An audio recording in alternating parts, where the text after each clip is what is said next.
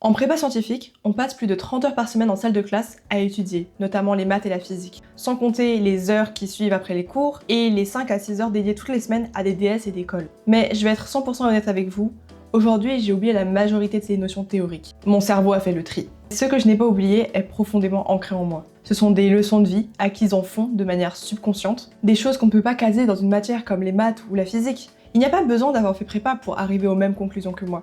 Ce sont juste des choses que j'ai apprises entre mes 18 et 20 ans, et la prépa en était le contexte. Voici donc 5 leçons de vie que j'ai apprises en prépa.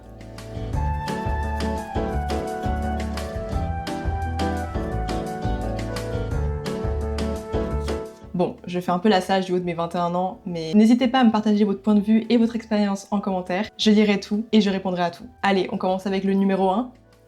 Je ne suis pas une impostrice.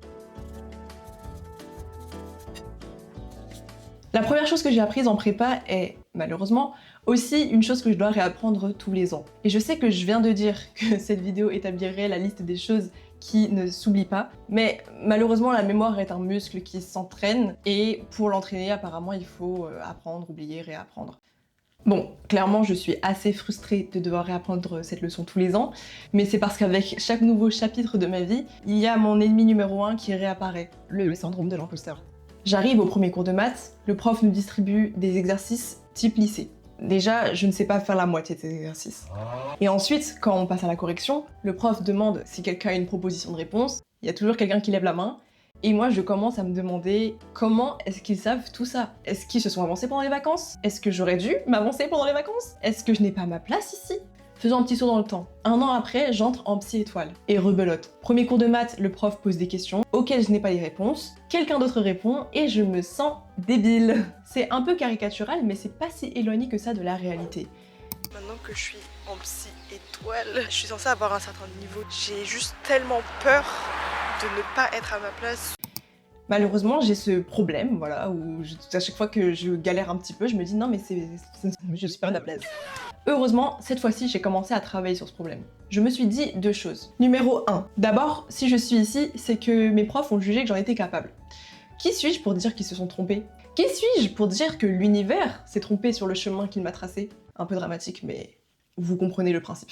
Numéro 2. C'est vrai qu'il y a des gens qui auraient voulu être à ma place et ils auraient travaillé dur, alors je dois travailler au moins aussi dur qu'eux. Et ainsi, je pourrais jamais dire que je suis une impostrice. C'est un petit peu évident, mais bon, pour moi c'était une révolution. Et maintenant, quand le syndrome de l'imposteur revient, parce qu'il disparaît jamais vraiment, je me dis ces 2 choses et ça m'aide à l'ignorer. De toute façon, que je mérite ma place ou non, je suis là où je suis. Alors il suffit de donner le meilleur de moi-même, peu importe si je mérite ma place ou pas. De toute façon, c'est pas vraiment la question. Numéro 2, petit pas après petit pas, on atteint des sommets.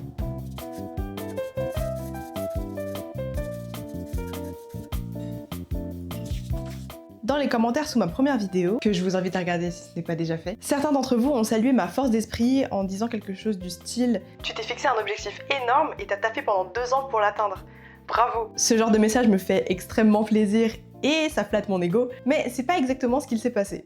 Quand je suis arrivée en prépa, je n'avais qu'un seul objectif, tout donner pour n'avoir aucun regret. Je ne visais pas Centrale Supélec, je ne visais même pas la classe étoilée, je ne visais même pas la première place de la classe. Je m'étais même pas dit qu'il fallait être au moins dans la moyenne.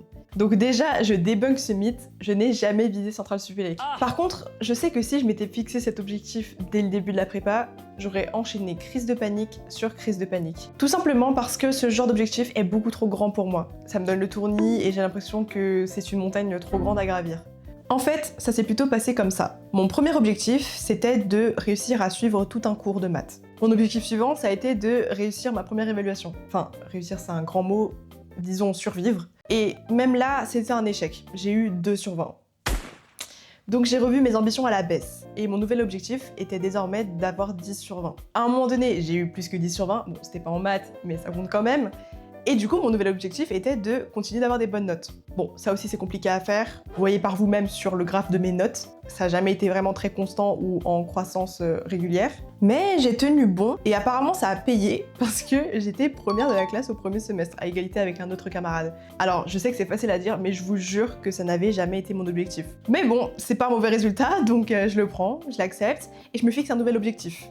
Entrer en psy étoile. Une fois arrivé en psy étoile, rebelote, mon premier objectif c'est de réussir le premier DS, puis de réussir ma première colle, être dans la moyenne, être dans le top 15, tenir mon planning de révision, survivre aux écrits. Et ce n'est qu'après les résultats d'admissibilité où j'ai vu que j'étais admissible à tout, sauf Polytechnique et ENS Ulm, que je me suis dit, j'ai le potentiel d'entrer à Centrale Supélec. Et c'est à partir de ce moment-là que j'ai commencé à viser cette école, mais pas avant. Ce que je veux dire avec cette anecdote, c'est qu'il ne faut pas se laisser impressionner par un objectif trop grand. Vous pouvez faire comme moi et ne pas avoir d'objectif trop grand du tout, ou alors découper cet objectif en plus petits objectifs atteignables qui vous semblent moins impressionnants et prendre les choses les unes après les autres. Finalement, il n'y a pas besoin de gravir l'Everest pour apprendre cette leçon.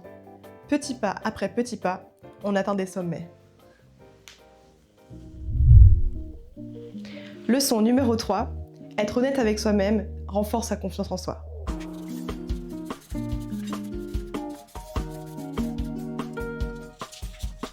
En deuxième année de prépa, on n'a pas beaucoup de temps. Et je sais pas comment ça se passe dans les autres lycées, mais à la Canale, les profs nous avaient donné un planning indicatif qu'on pouvait suivre. J'ai décidé de le suivre à la lettre et j'avais donc 4 semaines pour me préparer aux écrits.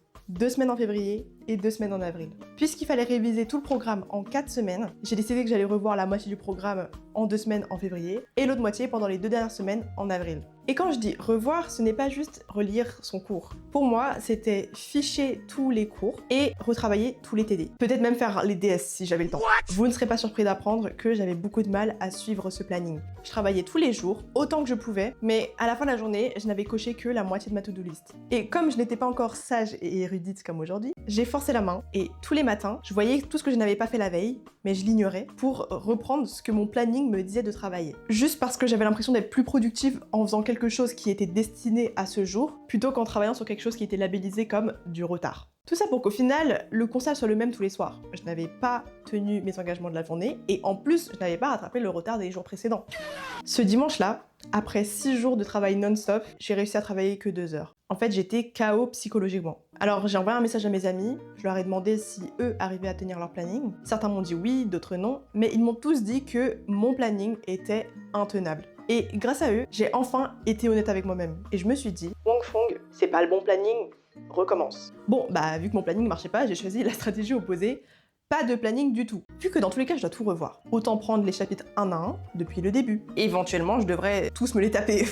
Évidemment, en pratique, il faut pas suivre ce principe à la lettre, parce que si on passe trop de temps sur un chapitre, on risque de ne pas avoir assez de temps pour un autre. Donc il faut savoir se dire stop quand on est trop bloqué. Et justement, c'est ça que j'essaie de vous dire depuis tout à l'heure. Savoir se dire stop, c'est savoir être honnête avec soi-même. Quand je fais une erreur, je sais que je peux compter sur moi-même pour me dire mes 4 vérités et me donner un coup de pied aux fesses. Quand je m'engage dans quelque chose pour moi-même, j'évite de me chercher des excuses, ou en tout cas, quand je commence à m'en donner, je m'arrête le plus tôt possible. Parce que je sais que quand quelqu'un ne tient pas sa promesse, ça fait déjà assez mal comme ça.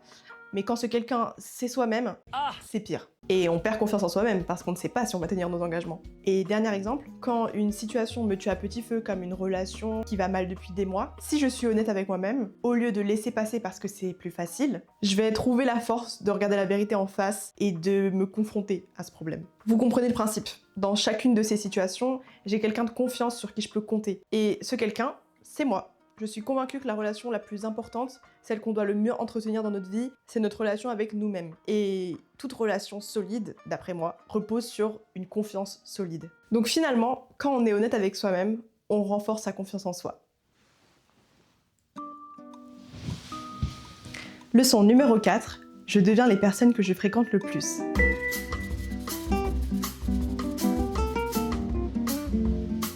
Bon, je ne vais pas m'éterniser sur cette leçon parce que toutes les leçons ne sont pas longues et nuancées. C'est plutôt simple. Tu es forcément influencé par les personnes que tu fréquentes le plus. Et je pense que c'est encore plus vrai quand t'as 18, 19, 20 ans, que t'es en train de te construire et que tu utilises en fait les gens autour de toi pour te forger. Cette réalité m'a frappée en prépa. C'est pas comme à la fac où t'as pas forcément de classe attitrée. En prépa, tu passes l'année entière, voire les 2 ans, avec les 40 mêmes personnes. Peut-être aussi les 40 autres des autres classes, mais c'est à peu près tout. Dans une classe, il n'y a pas une infinité de gens, mais il y a beaucoup de personnalités différentes. Et selon ceux avec qui tu vas passer le plus de temps, ton quotidien va être impacté. Personnellement, mon humeur, mon rapport au travail, mon comportement, ma discipline, mes ambitions étaient influencés énormément par ceux avec qui je passais le plus de temps. C'est en voyant mes amis travailler avec discipline que j'ai gardé ce sérieux. C'est en les entendant parler de Polytechnique, Centrale Supélec, les mines de Paris, que moi-même j'ai commencé à nourrir cette ambition pour une école très prestigieuse. J'en parle comme si c'était des pensées que j'avais vraiment eues,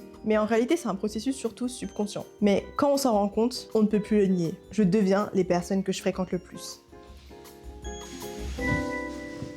Leçon numéro 5. Tu peux apprendre de n'importe qui et de n'importe quelle situation. Il suffit d'apprendre.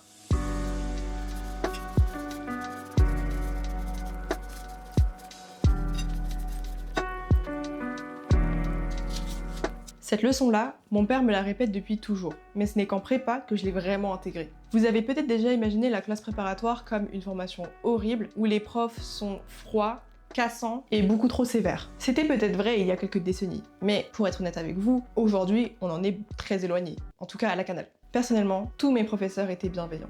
Tous ? Non. Il y avait un prof qui faisait colleur qui était particulièrement cassant. Rapidement, on a tous commencé à le mépriser. On critiquait sa condescendance, le choix de ses mots, sa manière de comparer les élèves quitte à humilier l'un d'entre eux. On s'indignait de certaines conclusions qu'il tirait, comme « tu ne mérites pas d'être en prépa »,« qu'est-ce que tu fais ici »,« tu ne passeras jamais l'année ». Bref, l'école avec lui n'était pas une partie de plaisir. Au bout de quelques mois, avec 2 amis, on est allé voir la prof qui nous enseignait cette matière et on lui a fait part de toutes nos observations. Elle nous a écoutés, elle a compris ce qu'on voulait dire et elle nous a dit « Qu'est-ce que vous voulez que je fasse ?» Nous, on voulait qu'il se fasse engueuler, qu'il n'ait plus le droit de coller les premières années, ou même qu'il se fasse virer, tiens.